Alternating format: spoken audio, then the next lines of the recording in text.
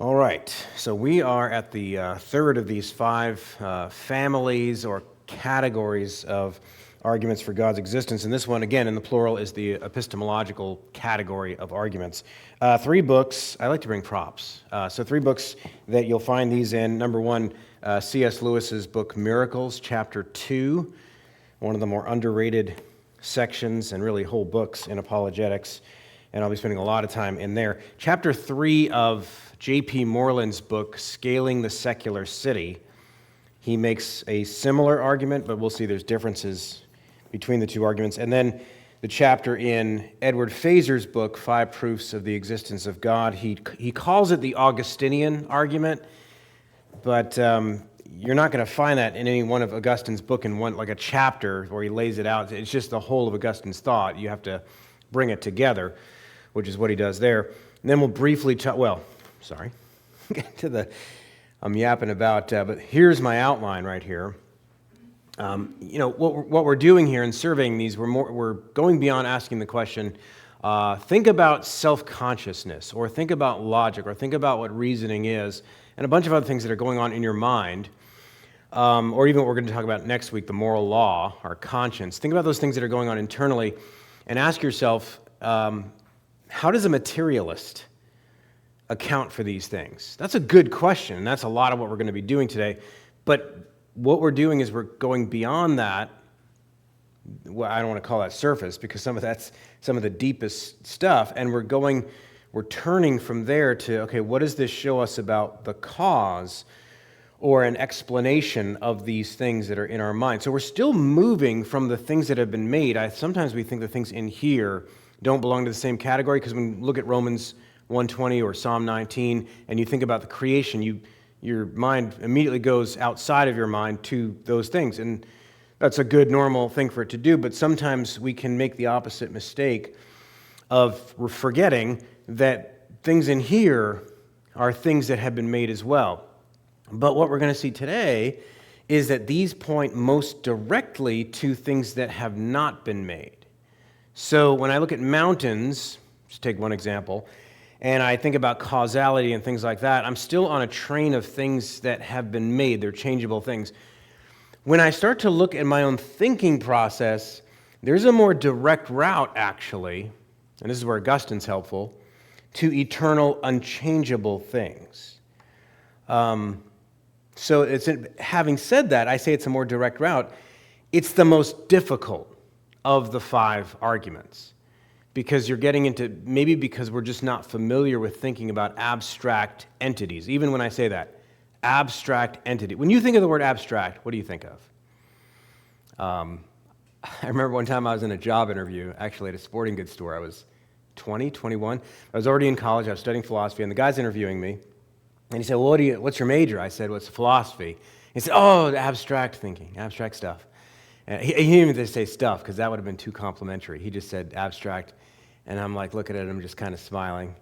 Because I know that what he means by abstract is, pink unicorns, fuzzy things that are private. In other words, just like the secularist looks at religion. And that's the opposite of not only is it false, it's the opposite of the case. So we've got our work cut out for us in even thinking about these things. I'm claiming they're things, and that's what 20th century, if you read somebody from before 1950, invariably you're dealing with somebody who actually believes that these things are more real than other things. Even atheists have to grapple with it, because it's just the way people used to think, and people don't anymore. And to think by its very nature is to think first and foremost about abstract, invisible things. Even when you think about physical things, you're thinking mostly about invisible, immaterial things. So this has become the most difficult of the arguments, when in times past it would have been at least the most direct way to think about the existence of God. Okay, now why is it called, one more thing. Why is it called epistemological? There's the Greek word piste, which I think the majority of the meanings in the New Testament would be faith, but it can also be belief. And when you think about it, those in many contexts can be used interchangeably, in others not. But so those words are going to have different meanings even in English. But that's where it will come from, is piste. So if you put that together with logos, as we have been doing with all these other words, so you have a word or a study of, epistemology, one way to look at it is belief formation, except that's kind of the surface. Epistemology isn't just the study of how we know, in other words, how we come to know things. A physicalist could study that. It's not cognitive science. It's not my own journey of how I came to know something. It's really we're after how we know that we know. So we're actually after something more objective, truth criteria. What ground do I have to believe a thing? And that brings us to the first, which we'll spend the most amount of time on, is C.S. Lewis's version of this, which you can find in Miracles. And he calls it, the heading to chapter 2 is the cardinal difficulty with naturalism. And just remember, naturalism is the belief, the worldview, that nature is all there is. So it's going beyond agnosticism. It's closing, it's drawing, do I have it? It's drawing a thick line, not a dotted line. It's not just saying, well, if there is anything beyond, we can't know it, so it's not what we're talking about. It's flat out saying, there's nothing beyond. So there's nothing to come in here from supernature. And this is where Lewis starts. He says the fundamental question is the question between naturalism and supernaturalism. And naturalism is this belief that nature is all there is. Supernaturalism is not the belief that supernature is all there is. It's the belief that, yes, nature exists, but above and beyond that, there exists something else which is superior to it. Something which this is dependent on, and that this is causal to and explanatory to. So this is superior both in being, its cause, and also its reason, its explanation. And he describes that in different ways. But the first thing we have to know about this is that means that nature is the whole show.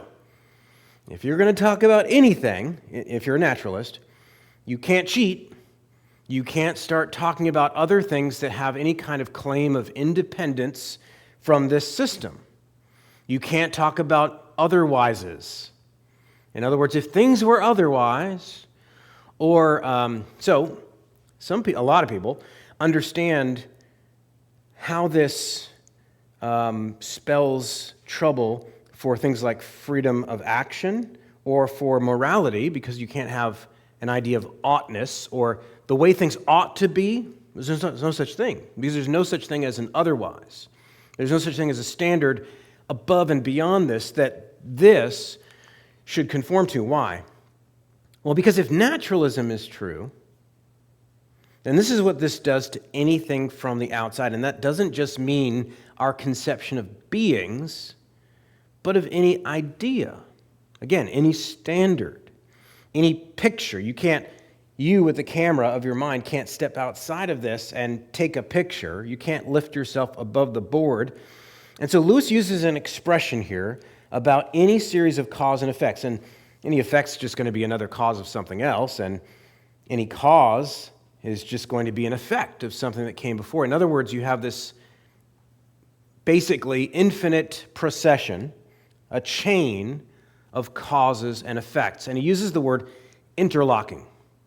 So all of nature, if naturalism is true, is an interlocking series of cause and effect. And so you can see why that's going to present troubles for freedom of action or for moral standards and so on.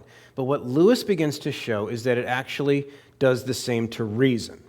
And that's why he calls it the cardinal difficulty with naturalism. He begins to unpack this argument first with the conditional proposition. He says this: if naturalism is true, then absolutely everything must be explicable in terms of the total system. Any account I give for anything, including reason, what reason is, how it works, how logic works, it has to be a part of the whole system. You can't cheat. You can't take it back and say nature is all there is, except for this thing. Notice a naturalist can't say that's unnatural. What's that mean? Contrary to, what's that mean? There is nothing except for nature. Remember this in your arguments against the supposed natural nature of homosexuality, by the way. If you're a naturalist, you cannot believe that something runs contrary to the design, contrary to the system. Sorry, I slipped back and forth between a Christian view and a naturalist view there. So recall that this system, I'm calling a system, this everything that's inside this circle, which is everything, is an interlocking series of causes and effects. So when you see in my subsequent slides C and E, I'm just going shorthand to add more stuff so it doesn't take up too much room. Cause, effect. So everything that happens in that series is both a cause and effect. That's all I mean by the C and the E. Okay? So that's chain, and that chain's running everywhere, in every direction. Everything that ever happens is bound to have taken place in exactly the way that it has taken place. Interlocking cause and effect implies inevitable cause and effect. In short, a full naturalistic determinism. Now, let me remove a distraction. We're Calvinists, and I had somebody ask me one time in a class about this. Well, wait a minute, isn't everything determined? I said, yes, do your best to put that aside for now. Because actually, that's not a problem for us for several reasons that we could talk about after class. I'm only talking to the naturalist at this point, who believes that the determination comes from within the circle. That's what's going to present the problem. For us, it's not going to present a problem. I'll just give you a hint, because God is both infinite and personal. But try for now to just stick to this, and we can talk about that afterwards if you want to. Okay, so if this is true about all events, then it must also be true of mental events, right? So imagine inside this circle, another circle, which represents a head. In fact, let's blow it up and forget about this for a second. This is your head. This is your head on naturalism. Remember those old commercials? This is your brain on drugs. Any questions? This is your brain, and this is your brain on naturalism. If naturalism is true, you cannot make an exception for what's going on inside your brain.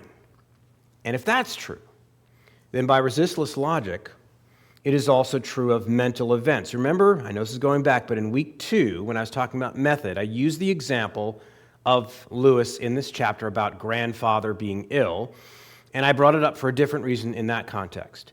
But what Lewis was doing there was he was illustrating 2 different uses of the word because. And the reason he was doing that, and he used the example of grandfather is ill because he ate something bad, versus if I say, I think grandfather is ill because he's still in bed, he's an early riser, blah, blah, blah. Lewis is saying, look at those 2 uses of the word because. One of them signifies this, cause and effect. But the other one is a very special kind. It's also cause and effect, but it's a different kind. It's what logicians call ground and consequent. So we're not saying that's not caused. We're saying that there's something else that has to be happening there. Now, why does that have to be different? Why does this idea of ground and consequent, or if then, or I believe this because of this, see, I'm going in a different direction there. This idea of ground, or reason that I have to believe something, that's all ground means. Why does that have to be a special, not exception, but a special kind of cause and effect? Well, it's because if it's exactly the same, if all of my reasons to believe a thing to be true is nothing other than cause and effect, a great problem arises for the naturalist. Let's call this mind A and mind B, or mind 1 and mind 2, thing 1, thing 2, right? These are minds. Notice they look exactly like nature because, again, if nature is all there is, then everything going on in every single mind is also interlocking cause and effect. Well, let's follow a little logic here. All things in nature are inner system determined. In other words, they are inevitable to have happened, interlocking series of cause and effect. Premise 2, all minds, mental events, are in nature. In other words, these are a species of what's true about nature as a whole. Therefore, all minds or mental events are also inner system determined. Well, that just follows from this. Okay, we've been saying that so far. So what? If I'm a naturalist, I'm like, yeah, that's my story, and I'm sticking to it. Okay. Well, let's compare. Let's put mind 1 and mind 2 to a test. Let's not just have them side by side, but let's have them disagreeing about something. And when a mind disagrees with another mind about something, then even if they're talking about something going on in their brain, like a psychological effect, but let's just stay simple. Whether or not there are 6 people in this room, something like that. That's the X. That's what X is going to stand for. It could be anything 2 minds are disagreeing about. Mind 1 says X is A. He could be saying there are 6 people in this room. That could be his claim. Mind 2 says there are not 6 people in this room. That's his claim. And I could use more complicated examples, but I just want to stay simple here. A versus non-A, 2 minds are disagreeing about each other, or with each other, about something that is independent of their minds, right? Now, ordinarily, what would you do in a situation like this? Well, in our situation, I suppose you do this. You get your finger out and you count. If it's more complex, you maybe get out your calculator. Or if you're measuring something, you get a ruler out. Or if you're debating what somebody said centuries ago, you'd get a book out. Or if you want to validate what somebody said, you'd go and ask that person. In other words, you would have some kind of standard outside of your minds. Deductive logic, it could be quantity, it could be physical measurement, it could be all sorts of things like a ruler or a syllogism or et cetera, et cetera, et cetera. Now, what problem emerges here?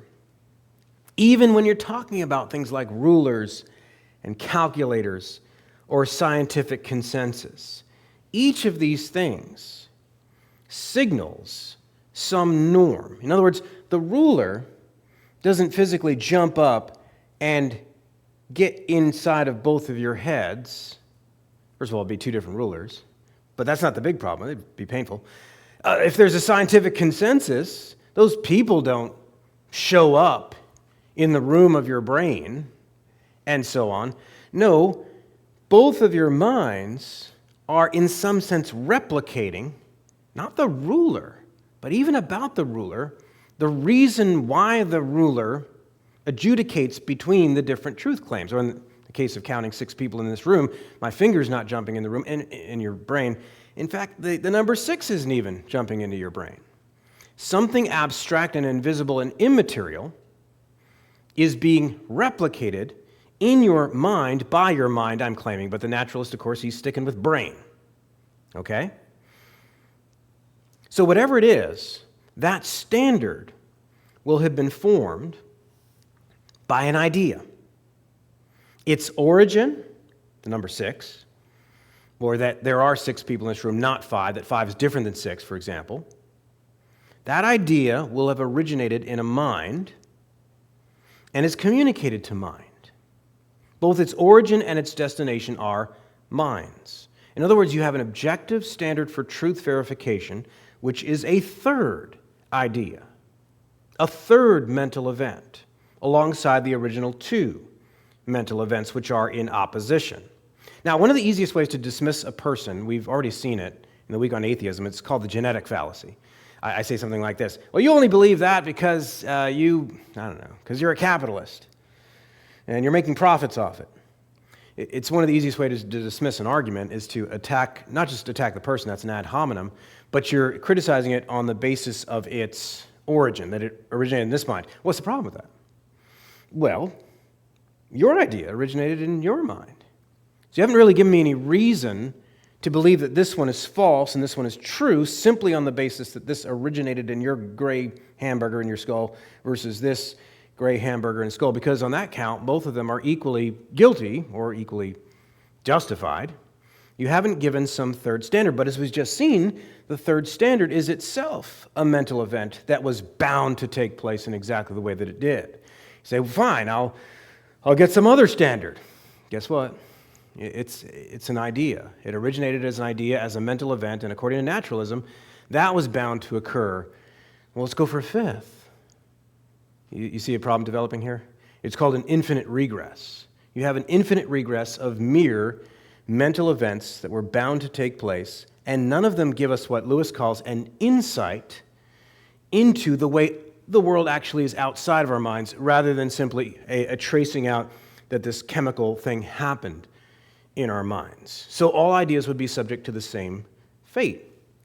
In other words, there can be no privileged standard to judge between the beliefs held by one mind as opposed to another mind, because any such standard would itself be a belief that was developed by mere interlocking cause and effect. It was bound to take place exactly the way it did. And in perhaps the most important paragraph in the early going in Lewis, he says this, and it's a very helpful way to draw this out. He says, all possible knowledge, then, depends on the validity of reasoning. Let me stop there. Please hear him saying, not all possible knowledge in my view, or all possible knowledge from the Christian perspective, or I really, really, really want you to believe this. No, all possible knowledge, including the atheist's knowledge, if he makes good on his claims. He needs this, okay? All possible knowledge, then, depends on the validity of reasoning.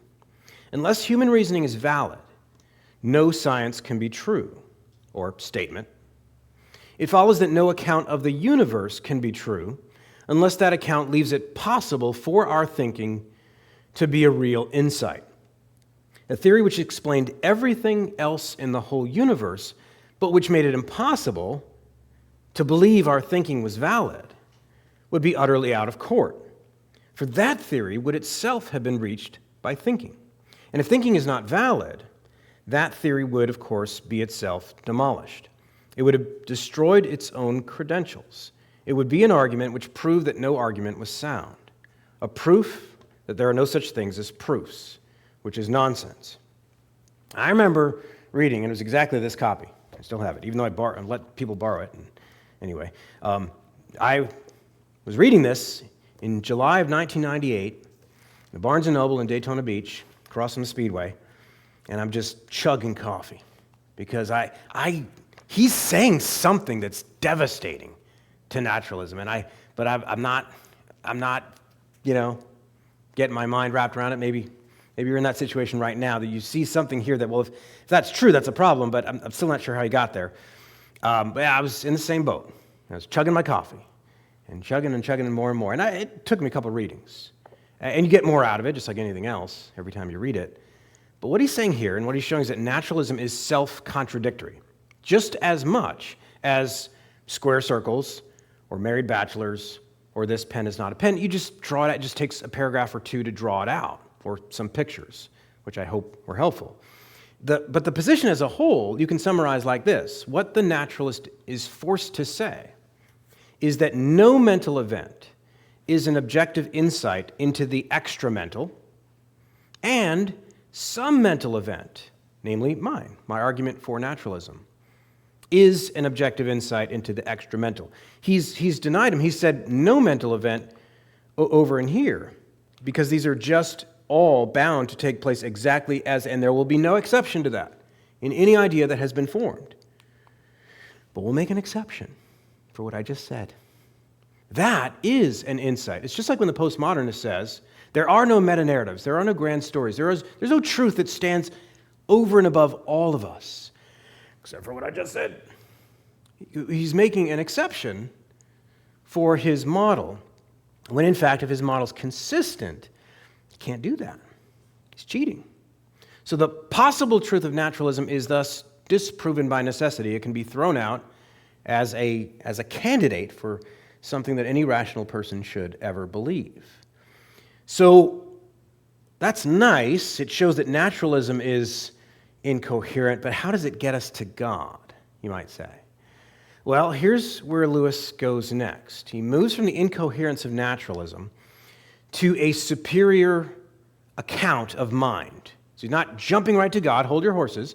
He's going to show us first what this shows us about our minds. If our minds can't be just these interlocking series of cause and effects, that they have to in some way be above and beyond nature.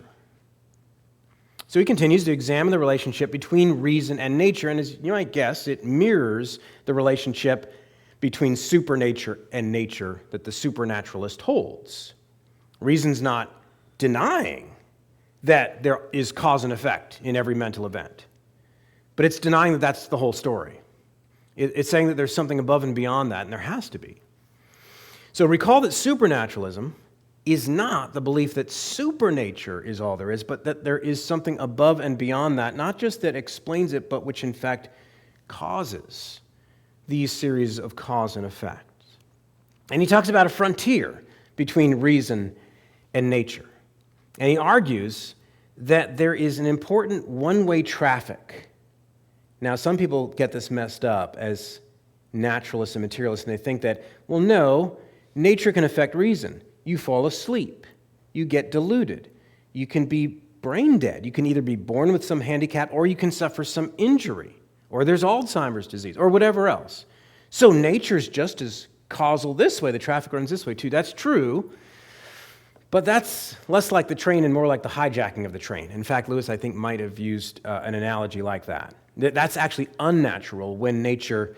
So he says that reason can colonize and even take prisoners, and nature can only raid to kill. Okay, so the traffic, the natural traffic in a sense, is reason flowing this way. So this is a crucial distinction here. And you could start to see how this is going to move us closer to a mental event that is not just happening here, but that is happening here. Something that is above and beyond the world in all of our acts of reasoning. So he adds that reason doesn't happen to us, we do it. It's an action that human beings, and as Christians we understand that we're souls and bodies. Now he hasn't proven that yet, but this should be natural to our way of thinking. All aspects of human culture all the time prove this. Everything from strategizing in war, the building of bridges, all the way down to the clipping of our fingernails, and he uses that as an example, are marks of reason distinguishing itself from nature. In other words, cultivating nature. It's what Adam was actually doing in the garden when he was working and keeping. His reason was exercising dominion over the weeds, over the wild, shaping it. Now, on the other hand, reason does flow this way.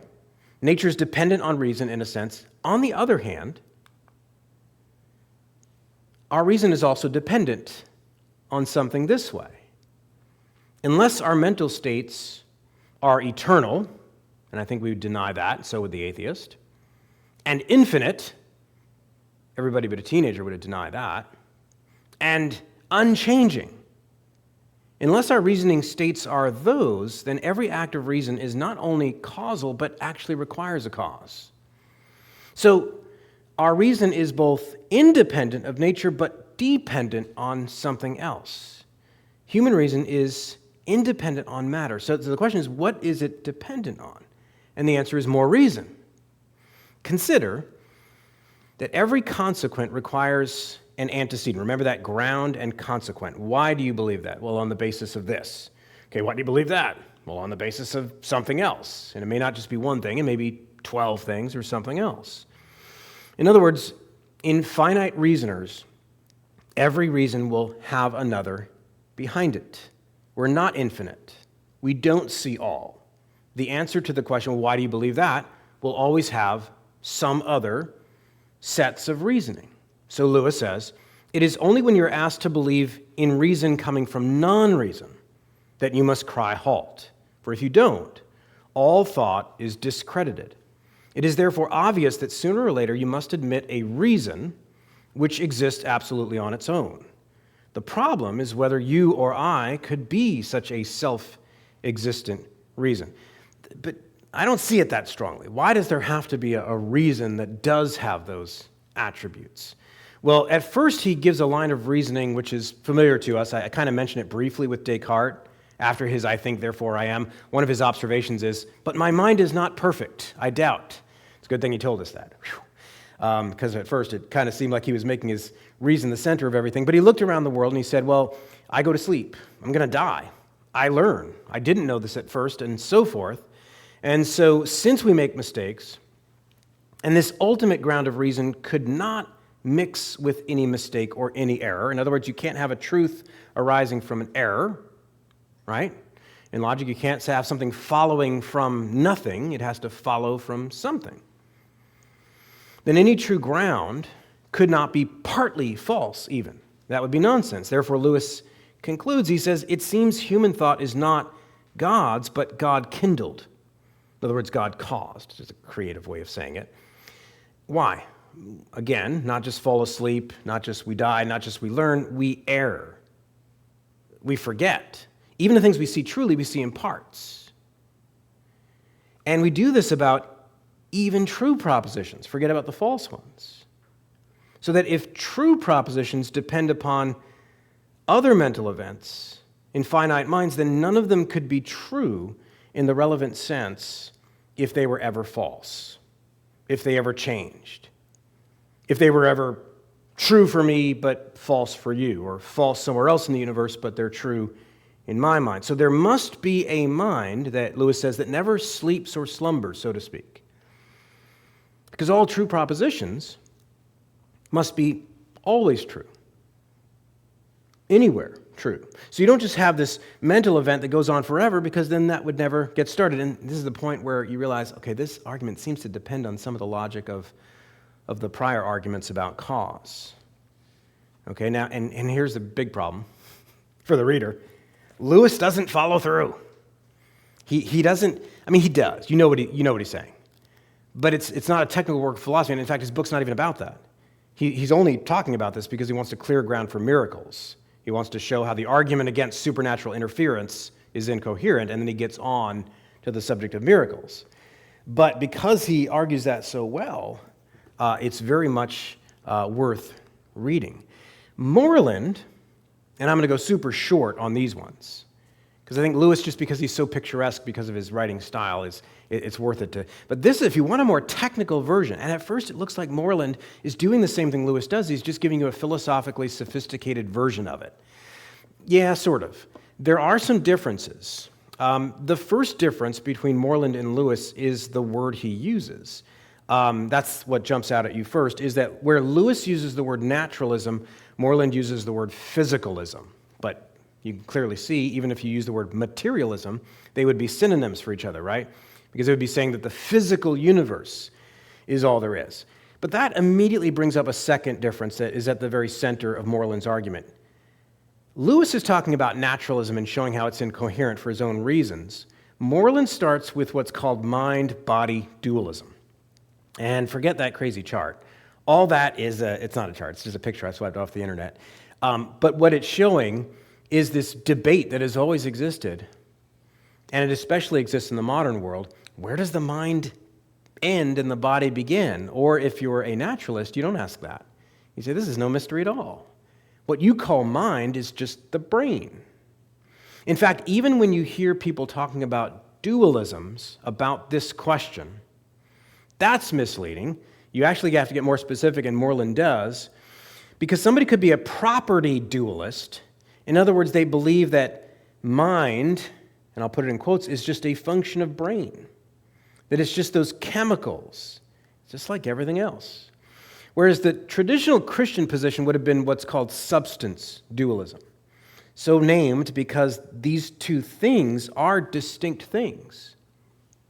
Again, we're not denying that the cause of this is wrapped up in this, but we are saying that they are not identical to each other. So I just want to make that, we are saying that the mind is actually a distinct substance than the brain. The brain is the material thing. The mind is an aspect of your soul. It is the thinking power of the soul. That's what the Christian would say, right? So that's the idea there. Here's another distinction here, where Lewis talks about the insight that a mind has to have. What Moreland does is he, and I probably could have come up with a better picture of this, but you have a brain down here, and you can just take these things, if you're a physicalist, and you want to say, oh, those are no mysteries at all. That's this, that's chemicals, whatever else. But then above the line, you have 5 things that Moreland says, that he says, every act of thinking, including your physicalist thinking, needs these things. But he just divides what Lewis calls insight into 5 distinct categories. And he says you need these 5 factors if any theory is to be true. You need what he calls epistemic intentionality. In other words, you have minds that are capable of having thoughts about the world.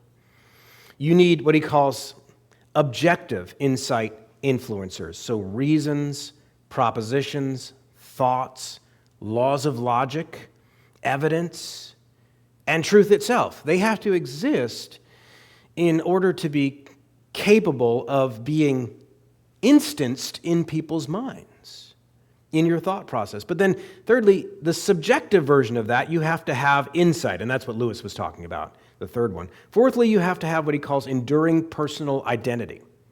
So if I'm going to grasp a chain of reasoning, I have to be the same person that I was at the beginning of the train of reasoning as at the end. You think, who denies that? Get into the material a little bit, and you'll see that you actually have to if you're a consistent materialist, and that brings his fifth. It's actually some overlap between the fourth and the fifth, but he calls it an agent view of the self. And this is the freedom aspect. That can be distracting because in Moreland and Craig's other book, then they get into libertarian free will, and it's totally not necessary. But in other words, you just have to be the one doing the thinking. It can't be coerced like you're a machine for the reasons that Lewis gets into. He uses, before I get to this thing over here, the principle, he uses the example of mathematics. Well, that's unfortunate because do I use that principle later in a picture? I do, so I'm not worried. Okay, good. So I'll come back to that principle. He's just going to use one example. Consider mathematics, which is not very exciting, but consider what's true. And this is, by the way, why a lot of mathematicians, even at secular universities, if they don't become theists, they start by becoming Platonists. They kind of do what Augustine did. They start by dabbling in Platonism. And then they realize, okay, I've got a problem. Either these abstract entities are in some ethereal whatever, or maybe I've got to consider other aspects of this like personality and so forth. Okay. And so that becomes a bridge for theism for a lot of mathematicians. Anyway, so Moreland says, mathematics claims to give us knowledge. But if this is so, there must be something that mathematics is about. Just as the biologist discovers biological truths about biological objects, namely organisms, so the mathematician often discovers mathematical truths. He does not invent them all the time. And these truths are about mathematical objects. You're saying that they're not objects, and that's what a materialist has to say, so don't say that. Second, scientific laws and theories seem to assert their existence. In other words, the existence of mathematical objects. Science depends on that. That's what he's saying. For example, a calcium ion has a positive charge of 2, which is expressed in the formula Ca2+. What Moreland's doing here is he's heading you off of the past. You might be thinking, oh yeah, sure, science depends on math, because I count in the laboratory. I use statistics, and yeah, that's true. He's saying more than that. So pay careful attention here. In that formula, the number 2 here seems to be more than a mere formula for calculating relative amounts of compounds in laboratory reactions. 2 expresses a property of the calcium ion itself. Why? It wouldn't be the same compound if it weren't. The property of 2-ness is just as much a real property of the charge of the calcium as the property of positiveness. If one denies that numbers exist, it is hard to continue to maintain that science gives us a real description of the world rather than a set of operations that work in the laboratory. So where's he going? And I'll just give you this about Moreland and I'll move on from him. It's this principle. He calls it the indiscernibility of identicals. Now, the word identical there is going to refer to this versus this comparison, brain to mind. These things that Moreland has just brought up, and then the physicalist, he's going to say, no, we've got an explanation for that. But he's going to compare them and say, okay, let's talk about this for a second. And here's the principle. If 2 things are identical, that's what the physicalist wants to maintain. What you call this is just that. They're identical. They're one thing. See? If 2 things are identical, then whatever is true of the one is true of the other. So, physicalist, when you show me that this is that, you must show me that everything about this, every property, predicate, attribute, can be explained in terms of that. On the other hand, if something is true of the one which is not true of the other, then they are 2 things and not one. Pretty simple hoop for the physicalist to jump through. If he wants to show us that this is really identical to this, then he has to show me that everything in the set about that is true of the other. That's the principle. Now, he uses examples, and he shows that they are not. Unfortunately, it's already 9:55, so let me show you a similar thing in the so-called Augustinian argument. Oh, let me quote a guy first. This is an atheist. You could use so many examples of this. I already did the ruler. So think about this. If I see a basketball in the corner of the room, and I make certain claims about it, its color, its size, its bounciness, its position, the distance between the room and the distance between the ball and myself and its oranginess and its bounciness don't jump into my head. None of those qualities are something, and you say, yeah, I know, but it's just like TV, Matt.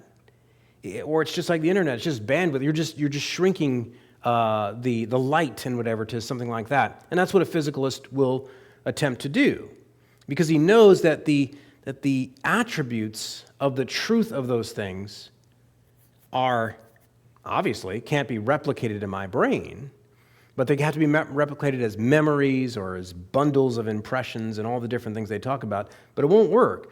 One atheist, I don't know if he's an atheist, but he's certainly a naturalist, Thomas Nagel, he says this.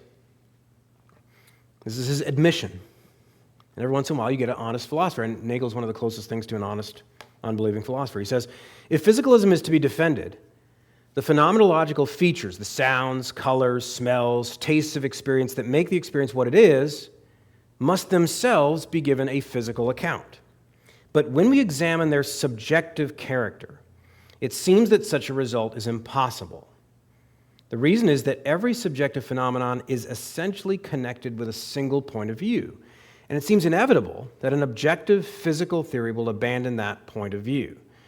Now, it gets deeper to show why that must be the case, but unfortunately that's kind of where we have to leave it.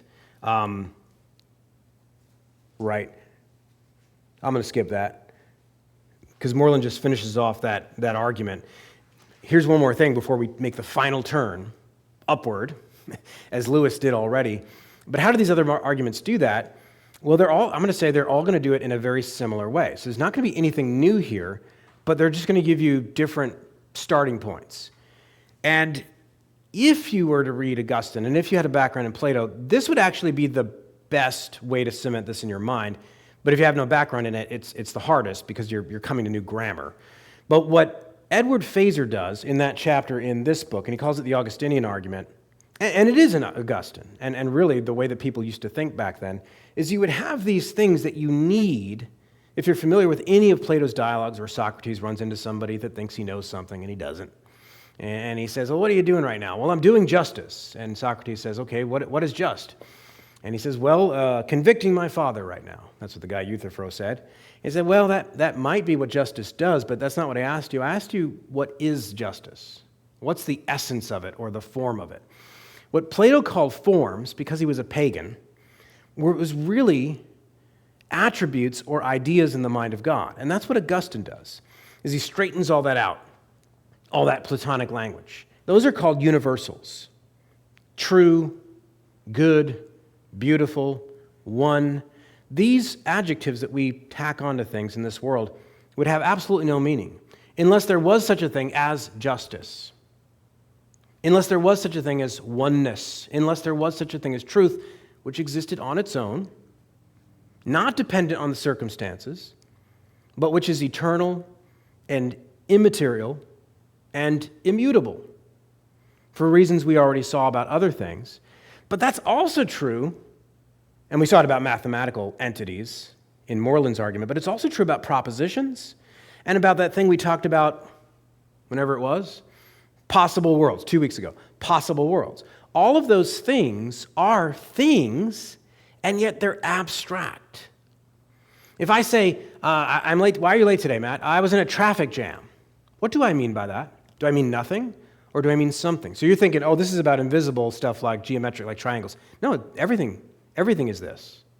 Everything is this. I was in a traffic jam. What's that? Well, you know what a traffic jam is. Is it the metal of the cars? Is it the sound of the honking horns? Is it the... No, you mean about anything that you're talking about, even physical things, invisible things. Even atoms, molecules, and build your way up. You have to talk about fundamentally, only, ultimately, invisible, immaterial things. What you're talking about as physical is just on the surface, the parts. And so when we talk about anything, if these propositions are to make any sense, these things must exist, and they must exist above and beyond the physical changing circumstances. If not, none of our sentences would be true. They wouldn't be about anything. If I say that ruling is just, and I say, what do you mean by that? Well, I mean, hopefully I mean it conformed to justice. Where's that? In the judge's robe? In his book? In the ink? No, it's something that's immaterial, eternal, that exists over all moral agents. Anyway, that's my short version. These are things that must exist in order for any of our statements about anything at all to make any sense. And that's what Fazer draws out from Augustine. So there's my short version, just because of time constraints. But he shows why necessary truths require, because you could say, okay, there has to be these intellectual objects imply some intellect, because they have to be seen to be true, and so on. But maybe it's angels or aliens or architects, the things that atheists will do to get around this. Some evil deceiver, some whatever. and typically the most naturalistic atheists won't do that, but I've heard people doing things like that. It doesn't have to be your God. But Fazer shows that there has to be an intellect, for there to be necessary truths, an intellect which exists in an absolutely necessary way, for there to be necessary truths, an intellect which could not possibly have not existed. There's another kind of argument for this. In presuppositionalism, they will talk about a transcendental argument for God. It's called TAG for short. They use it with morality, so we'll see it next week too, but they also use it about logic. In other words, if you were following that week on method, the Van Tillians, following Van Til, will say that the only legitimate argument for God is an indirect proof or a transcendental proof. Now, what's meant by that is that you can either use what's called a conditional proof or a reductio ad absurdum. You assume something up front, and then you have to presuppose God for that to be the case, which again shows that they're cheating, because the thing that you are presupposing here, and by the way, it's right. They're right about this. You do have to presuppose. Now, here's the thing. They're presupposing logic.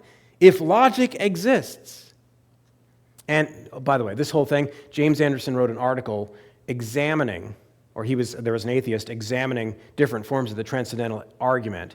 And he said, look, the strongest form of this argument, so for your sake, don't even worry about these.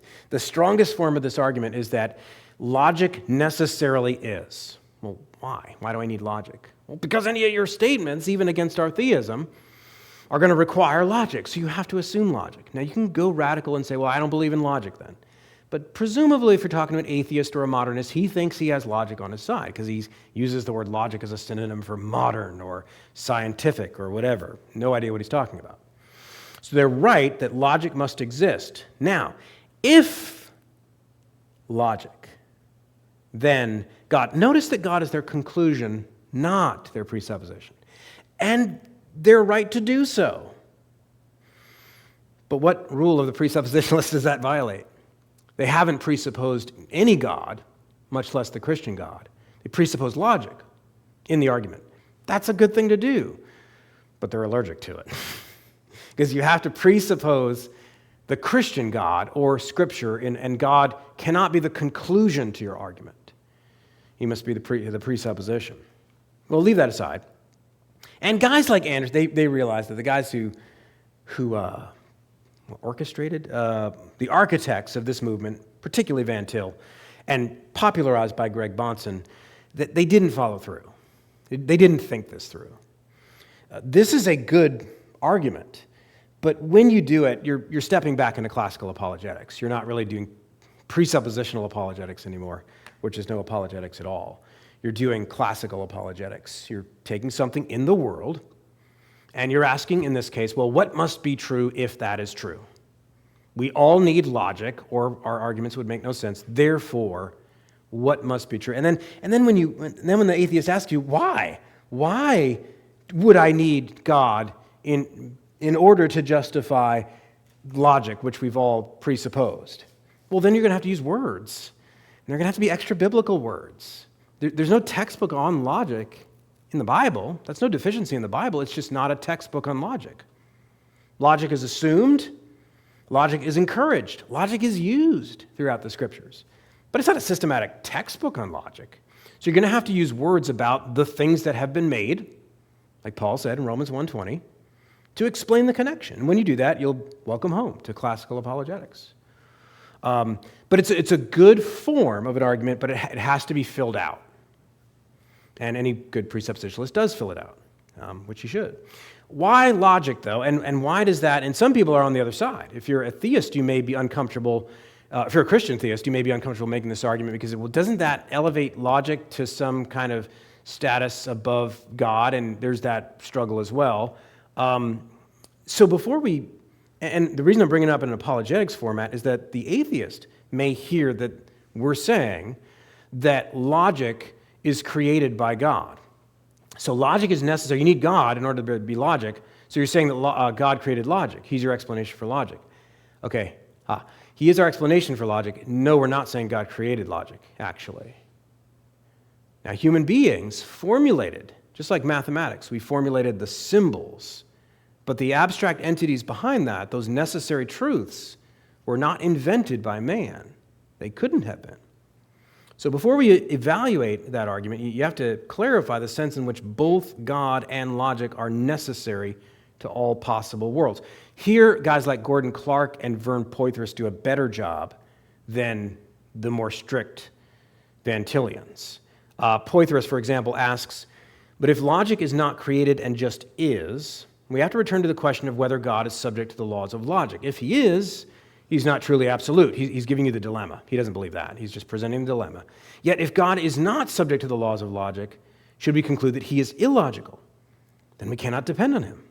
So from that dilemma, Poythress offers a couple of truths. First, God is dependable and faithful in his character. That's clear in Scripture. Second, the Bible teaches the distinction between the creator and the creature.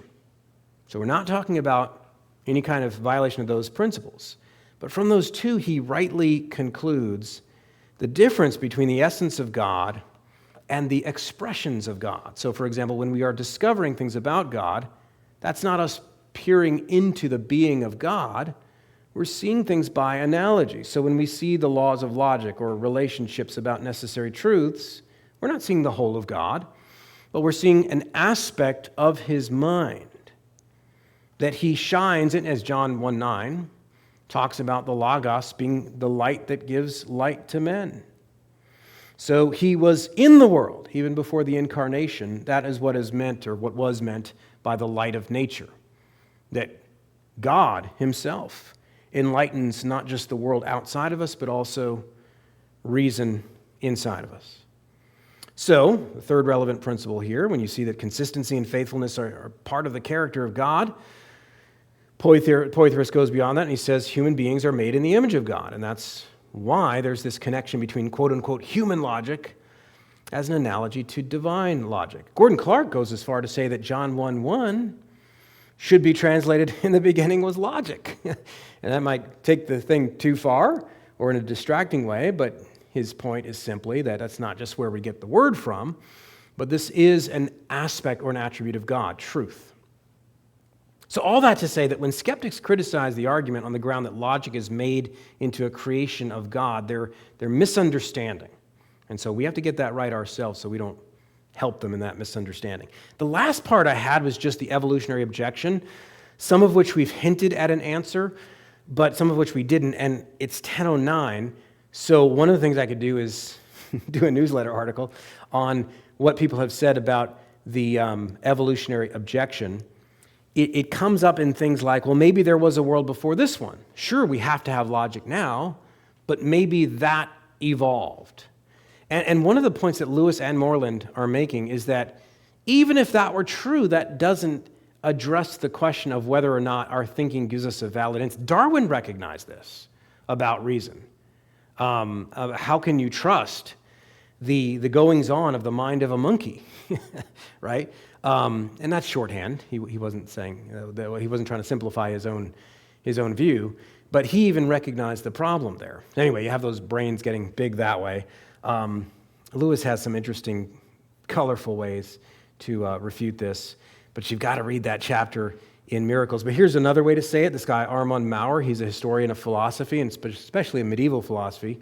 He says the doctrine of the... Okay, so if you're a naturalist, this is my last point. If you're a naturalist or a physicalist, one thing you have to say is that truth is historically conditioned. If you say it developed, then you're basically saying... So for example, here's one thing I'll say. What's to stop it from further developing? Because everything is further... We're still evolving. So truth, your problem is not just the beginning in this world before there was reason, but evidently it's still evolving. Okay, so here's what Maurer says. The doctrine of the historicity of truth, it's a weird way to say it, the development of the evolution of truth in history, that it's something that evolved. That's what he means. Faces the further difficulty that if it is true, it must have come into existence as a part of man's process of self-awareness and self-making, and hence it is relative to his situation in a certain moment in history. Like all truths, it must be historically relative, not timeless, and supra-cultural. And yet, the doctrine says more than this. It pretends to be a philosophical truth valid for all times and cultures. What's he saying? He's saying they're cheating again. They're saying truth is like this, except for what I just said. Isn't that a truth? According to your view, right? So his truth gets carried off by his own wind. That's what Maurer's saying. That's one little blip, and you get to work that out in certain ways. You know, what does that mean, and so on. I'm going to have to open it up to questions or comments. I said this was the toughest one. I put an elephant there. One of my ways to try to take Lewis, Moreland, and Fazer together and show the problem is to take the elephant that we've introduced ourselves to our elephant friend, and then say, what was the problem again? Oh yeah, there was a seventh guy who wasn't blindfolded. Okay, well maybe he doesn't see the whole. Because one thing the atheist does not want to admit is a mind that sees all. That's kind of anticlimactic. He's trying to disprove God, right? Because that would be what we mean by God. Well, this seventh observer, well, he doesn't see, he only sees a part two. It brings up an eighth observer. What's happening? Infinite regress. In order for your statements to be true, there has to be a mind that sees the whole and that grounds any particular part of that. I'll stop there. Questions, comments?